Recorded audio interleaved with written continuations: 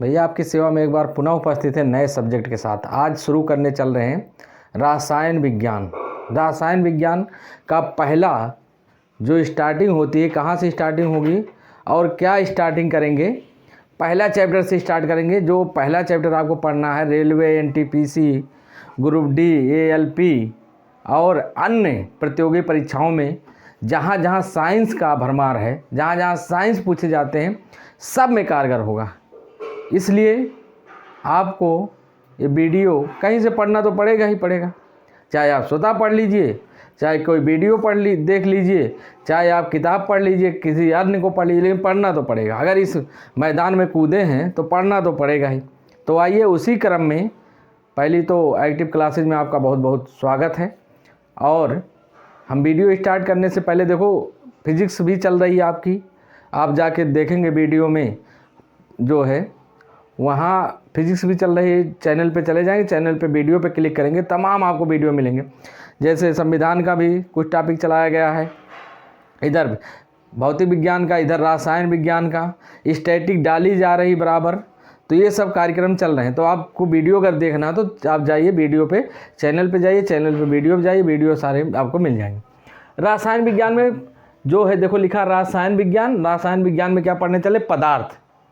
पदार्थ होता क्या? कोई भी पदार्थ।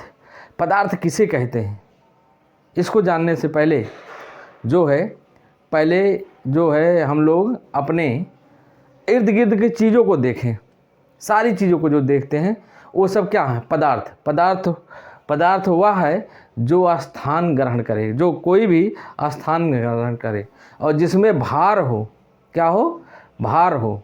वो सब क्या है? पदार्थ है। कोई भी चीज़ ले लीजिए, स्थान ग्रहण करबे करेगी, भार होबे करेगा। समझ रहे हो? तो क्या लिखा है यहाँ देखो, जो आपकी परिभाषा लिखी हुई, वह वस्तु जो स्थान घेरे जिसमें भार हो उसे पदार्थ कहते हैं। बस इन दुइये चक्कर में तुम्हें कुछ नहीं पढ़ना है, बस समझ लिया जौने मोजन हो और जो न स्थान घेरे वो क्या है? भार है, पदार्थ है। सॉरी, क्या है? पदार्थ है। जो वह वस्तु जो स्थान घेरे और जिसमें भार हो उसे क्या कहेंगे? पदार्थ कहेंगे।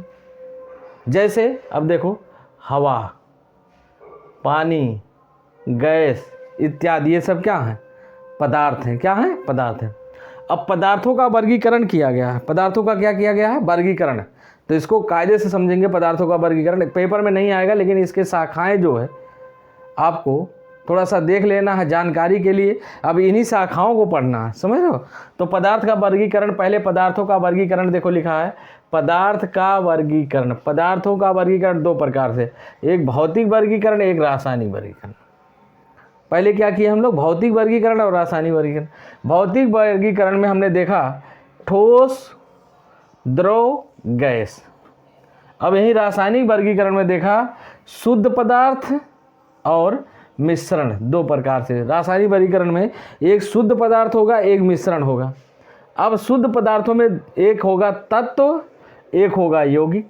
शुद्ध पदार्थों में अब तत्व में तीन: धातु, आधातु, उपधातु। धातु, आधातु, उपधातु। इधर देखो यौगिक में एक कार्बनिक यौगिक और एक अकार्बनिक यौगिक। यौगिक के दो रूप, एक कार्बनिक यौगिक, एक अकार्बनिक यौगिक। और मिश्रण में एक समांग मिश्रण, एक विषमांग मिश्रण, जो बहुत पहले से पढ़ते आ रहे हैं, जमाना शिद्दत बीत गए। समांग मिश्रण, विषमांग मिश्रण, समझ रहे हो? शुद्ध पदार्थों में तत्व या यौगिक, जिसमें तत्वों में धातु, आधातु, उपधातु, और यौगिक में कार्बनिक यौगिक और अकार्बनिक यौगिक। ये सब बहुत पहले तो जानता, पेपर में नहीं आएगा, लेकिन हाँ इसको पढ़ना है। पहली बार एक बार आप जो है इसका स्क्रीन शॉट ले लीजिए या शॉट स्क्रीन ले लीजिए, जो भी आपको लेना हो ले लीजिए। अब देखो इसको, देखो ये दिख नहीं रहा होगा, अभी दिखा दिया जाएगा। भौतिक अवस्थाओं के आधार पर, भौतिक अवस्थाओं के आधार पर पदार्थों को मुख्यतः तीन वर्गों में बांटा गया होगा। लेकिन तुम्हें एक बात हजम नहीं हो रही होगी कि सर अब तो 5 अवस्थाएं हो गई, उसको भी पढ़ाएंगे। अब जो है वर्तमान में कितनी अवस्थाएं बता दी गई हैं? 5 अवस्थाएं, उसको भी पढ़ाएंगे। लेकिन पहले इसको पढ़ लीजिए। भौतिक अवस्था के आधार पर पदार्थों को मुख्यतः 3 वर्गों में बांटा गया है। देखो कोई भी पदार्थ या तो ठोस होगा, या तो द्रव होगा, या तो गैस होगा, इन्हीं में से कोई होगा। लेकिन 2 अवस्थाएं और बताई गई हैं, उनको बाद में पढ़ेंगे। पहले ठोस, द्रव, गैस को 5 अवस्थाएं इस समय वर्तमान में मौजूद हैं, लेकिन पहले इन तीनों अवस्थाओं के मुख्य अवस्थाओं को पहले पढ़ लेंगे। क्लियर? तुम्हें नहीं था जब मैं नहीं होगा कि वर्तमान में 5 अवस्थाएं हैं और सर जी 3 बता रहे हैं, तो सर जी नहीं बता रहे, पहले इसको हम पढ़ लेंगे, बाकी दोनों को और पढ़ेंगे हम। क्लियर? पदार्थ की कितनी अवस्थाएं? 5 वर्तमान में, और मुख्यतया 3। क्लियर? चलो आ जाओ। पदार्थ की अवस्थाएं, पदार्थ की ठोस अवस्था, देखो ठोस अवस्था, गैस, द्रव अवस्था और गैस अवस्था। ठोस अवस्था के जो कण हैं वो बड़े बड़े पास पास में, द्रव अवस्था से उससे हटे हटे, और गैस अवस्था से एकदम हटे हटे। क्लियर? ठोस अवस्था क्या है? इसका आयतन और आकार दोनों क्या होते हैं? निश्चित। आयतन और आकार दोनों क्या होते हैं? निश्चित होते हैं। जैसे अब आपको क्या बताएं, जैसे ये ताला है, ताला, ये ताला है, ताला, ये क्या है? ताला। ये ठोस अवस्था है। इसका आकार और ये आकार है, देखो गोला आकार है इतना, ये है, ये क्या है? ठोस अवस्था है।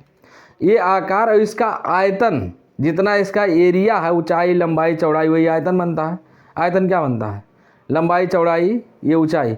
आकार और आयतन इसका निश्चित होता है। इसको ये दबाएंगे, ये जैसे ये नीचे वाला भाग अगर दबाएंगे पिछला होगा? नहीं पिछला होगा, क्योंकि ठोस अवस्था।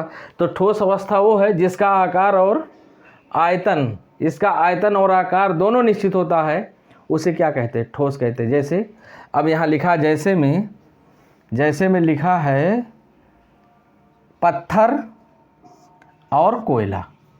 जैसे में क्या है? पत्थर और कोयला। लेकिन द्रव अवस्था क्या है?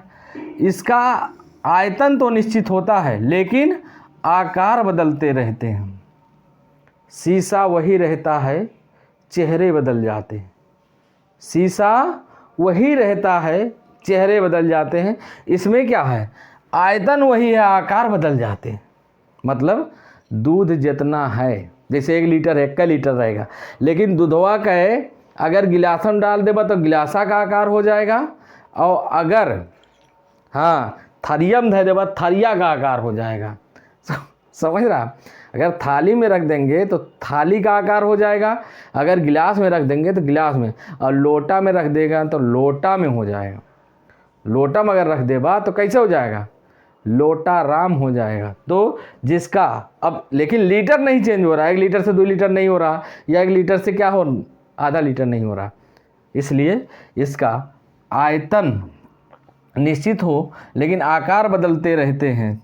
शीशा वही रहता है, चेहरे बदल जाते हैं। अर्थात जिस पात्र में रखी जाती है, उस पात्र का स्थान ग्रहण कर लेती है। जैसे पानी, दूध, तेल। आवा तेल लगा दी सरसों के, तो और दर्द मिला दी परसों के। समझ? वो तेल है कड़ुआ वाला, समझ ना? तेल। इधर आ जाइए,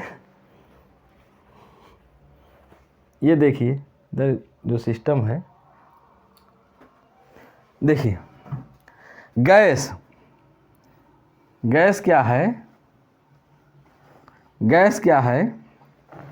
इसका आयतन और आकार परिवर्तनशील है। ये है बहरूपिया।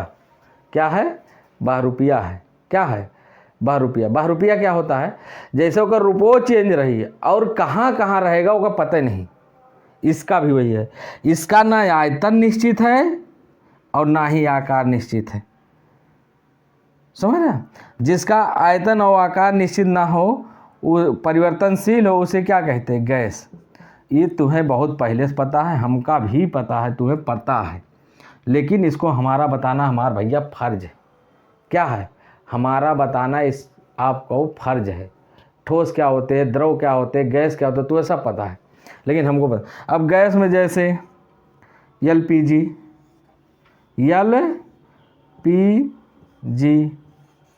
मीथेन हो गया, ऑक्सीजन हो गया, ये सब गैस है।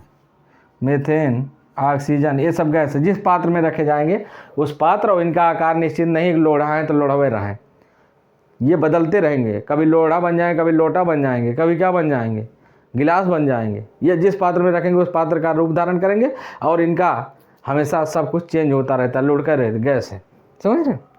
तो अब देखना है ठोस, द्रव और गैस के कुछ सामान्य गुण, बहुत इंपॉर्टेंट, यहीं से क्वेश्चन आएगा। ठोस, द्रव, गैस के कुछ सामान्य गुण, क्या क्या सामान्य गुण होते हैं? तो इनको देखो। गतिज ऊर्जा, अब ठोस और द्रव गैस में सबसे ज़्यादा गतिज ऊर्जा किसकी होती है, आपको ये ध्यान रखना। तो सबसे ज़्यादा गतिज ऊर्जा किसकी होगी? गैस की, इसके बाद द्रव की, इसके बाद ठोस की। गतिज माने उड़े वाला, सबसे पहले कौन उड़ेगा? गैस। इसके बाद द्रव को गरमाएंगे तो वो उड़ेगा कुछ देर टाइम बाद, एकदम ठोस को तब बहुत ज़्यादा टेम्परेचर देंगे तब। तो सबसे पहले कौन भागेगा? जो सबसे पहले गतिज ऊर्जा किसकी ज़्यादा होगी? गैस की, द्रव की और ठोस की। क्लियर। घनत्व, घनत्व माने क्या है? जो एकदम घनियाल है, एकदम सटा सटा है, सटा सटा, वही घनत्व कहते हैं। चिपका चिपका, उसका घनत्व ज़्यादा रहेगा। और जो हटे हटे रहेंगे, दूर दूर रहेंगे, लड़ाई झगड़ा हो गया तो हटे हटे रहेंगे, और प्यार मोहब्बत बढ़ गया सटे सटे रहेंगे। तो सबसे ज़्यादा सटे सटे कौन में रहते हैं? ठोस में। यही घनत्व होता है, जितने पास पास रहेंगे वही घनत्व है, समझ रहे हैं। सबसे ज़्यादा पास पास किसके कण रहते हैं? देखो सबसे ज़्यादा पास पास किसके हैं? ठोस के हैं, इसके बाद द्रव के, इसके बाद गैस के। तो सबसे ज़्यादा घनत्व किसका होगा? ठोस का, इसके बाद द्रव का, इसके बाद गैस का। बातें क्लियर होनी चाहिए, समझ रहे हैं। इसके बाद अंतरा आणविक आकर्षण बल, मतलब कौन से ऐसे ठोस, द्रव, गैस में किसमें आकर्षण बल चिपकने की ज़्यादा क्षमता है, किसके कण ज़्यादा चिपके हैं, वो आपको बताना है। तो सबसे ज़्यादा ठोस के चिपके हैं, इसके बाद देखो द्रव के थोड़ा सा दूर दूर है, गैसवा के एकदम देखो इतना दूर दूर है। तो सबसे ज़्यादा अंतर आणविक आकर्षण बल किस में ज़्यादा होगा? पहले ठोस में होगा, फिर द्रव में होगा, फिर गैस में। पूछा गया है सबसे कम अंतरा आणविक आकर्षण बल किस में होता है? गैस में। सबसे अधिक ठोस में। ध्यान देना हमारे भैया, ये क्वेश्चन पूछा गया है। आ जाइए, अंतर आणविक स्थान केकरे ज़्यादा बीच में है? एकरे बीच में ज़्यादा स्थान है, केकरे बीच में, केकरे बीच में? तो सबसे ज़्यादा तो यह दिख रहा, तो गैस। सबसे ज़्यादा अंतर आणविक स्थान किसके बीच में? गैस के, फिर द्रव के, फिर ठोस के। क्लियर। अब देखिए प्रत्यास्थ, सबसे ज़्यादा प्रत्यास्थ कौन होगा? प्रत्यास्थ माने जौने के पीटे पाटे पे बढ़ जाए, तो सबसे ज़्यादा लोहा हुआ पीट दे तो बड़ा हो जाता है। तो सबसे ज़्यादा कौन पे? ठोस, उसके बाद द्रव, उसके बाद गैस। तो प्रत्यास्थ जो होता सबसे ज़्यादा प्रत्यास्थ ठोस होगा, इसके बाद द्रव होगा, इसके बाद गैस होगा। तो हमारे भैया आज से आगाज़ हो चुका, अभी तो पार्टी शुरू हुई है। वीडियो को पूरा देखिए। जो वीडियो आप हमारे वीडियो में चले जाइए, चैनल पे जाइए, चैनल से वीडियो में आइए, सारे वीडियो आपको दिख जाएंगे। जो अच्छा लगे, अच्छा तो हम तो बनाए हैं सबके लिए कि सबे अच्छा लगे, लेकिन आपको अपने हिसाब से फिजिक्स पढ़ना, फिजिक्स पढ़ लीजिए। अब केमिस्ट्री भी चलने लगी है, इधर संविधान के कुछ अनुच्छेद पढ़ाए गए हैं, सब कुछ सिस्टम पढ़ाया गया है। आप देखते रहिए और आपकी सेवा में हमेशा तत्पर रहेंगे। धीरे धीरे करके क्लासें सभी चालू हो जाएंगी। और अपना टेलीग्राम चैनल है, डिस्क्रिप्शन में टेलीग्राम चैनल रहेगा, वहाँ जुड़ना है। क्यों जुड़ना है? क्योंकि 9 बजे लाइव टेस्ट कराया जाता है। उस टेस्ट में आपको शामिल होना है। जो पढ़ाया जाता है उससे रिलेटेड क्वेश्चन रहेंगे, और उसको करिए, अपना मूल्यांकन करिए, अपने पढ़ाई की गति को दुगना रफ्तार दीजिए। अपने माता पिता के सपनों को पूरा करने का दुगना रफ्तार दीजिए, उसको पूरा करना है। ये हमारा सपना नहीं है, बार बार कहते हैं अब हमारा सपना नहीं रहेगा, हमारे घर वालों का सपना है, हमारे माता पिता का सपना है। और माता पिता के लिए जान नहीं, बहुत कुछ कुर्बान कर देंगे, समझ रहे हैं। उनके लिए सर्वस्व न्यौछावर रहेगा। इसी क्रम में माता पिता को एक बार प्रणाम करते हुए चैनल को लाइक करें, शेयर करें, सब्सक्राइब करें और वीडियो ज़रूर देखेंगे तो फ़ायदा होगा। और यह तुम्हारे भैया का बहुत तसल्ली मिलती है। बहुत बहुत धन्यवाद।